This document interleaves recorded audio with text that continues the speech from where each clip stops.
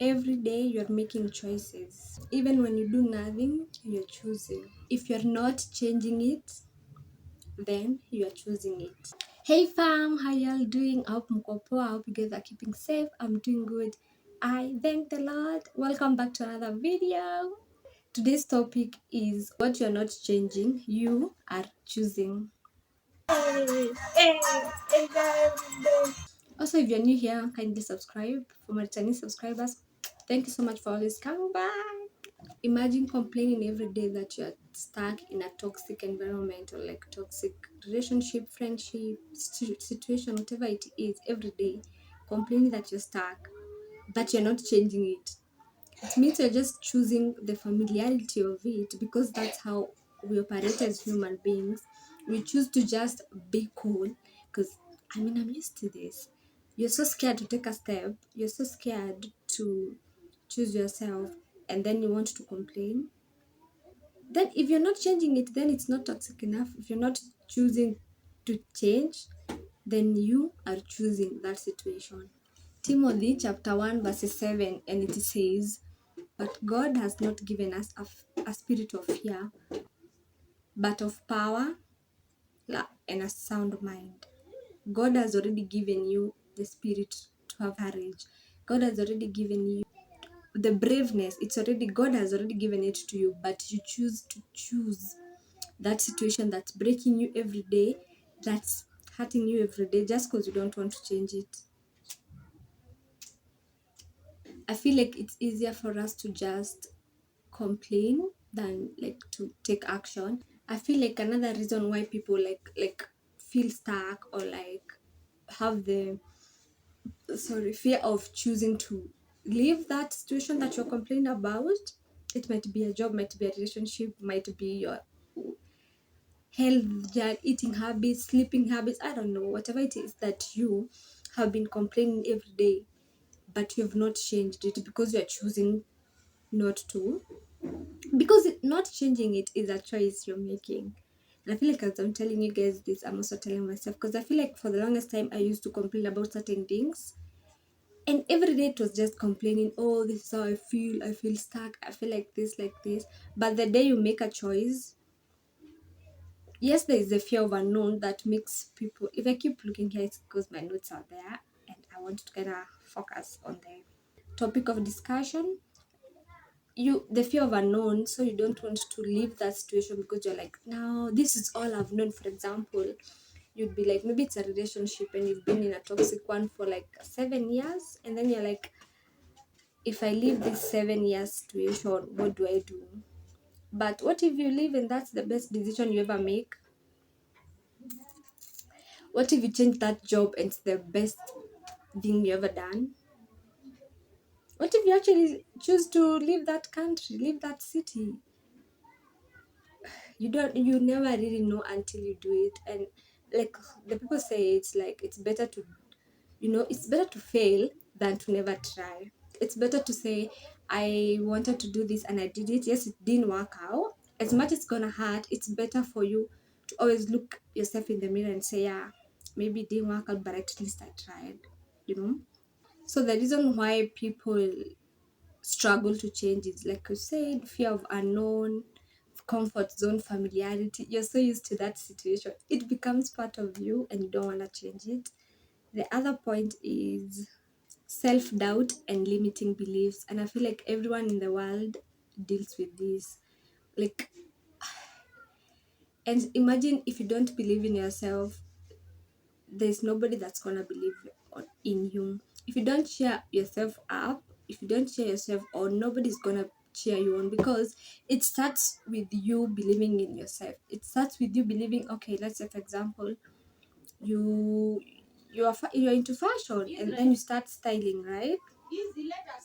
If you don't believe you're stylish enough to start designing, then we're not gonna buy from you, because you don't even believe in your own product, you don't believe in your own services, the services that you're offering. If you don't believe they're good enough, no client, basically no customers, no client will go to buy your product. You need to be courageous enough and take action. Everyone knows the story about King David. King David faced Goliath, even though he was basically a monster. He faced Goliath because he believed enough in himself. When you get to that point where you don't believe in yourself, or like you're doubting yourself, always remember that Philippians says that you can do, or basically I can do all things through Christ who strengthens me. If you have Christ in your life, then why are you doubting yourself? You can't have fear and doubt and still have faith. One of things have to go. And the Bible says you can't please God without faith. So if you have fear and doubt, then you don't have faith in God. And you don't have faith in yourself. So the power of choice, change starts when you take the responsibility. Change starts when you decide to change your life around. When you decide that, yes, my eating habits are not healthy enough, I want to start a healthy journey. Not me though. But if you decide that you've been, for example, maybe what you eat has been causing you like digestion problems, stomach problems, or whatever, like, breathing problems because maybe there's so much fat or whatever. If you don't change that, then you're literally choosing to get your body through chaos and chaos, the pain that you go through every single day. And then you're gonna go back home and complain and say, oh my God, I feel like this, but you're not choosing to change the eating habits. It takes change, like we said, it starts when you take responsibility. Change is not easy, so give yourself grace to like have baby steps. Kidogo kidogo tu. Don't be in a rush. Give yourself grace. And they say change is inevitable. So at the end of the day, you'll have to make a choice. Or you can spend the whole of your life complaining.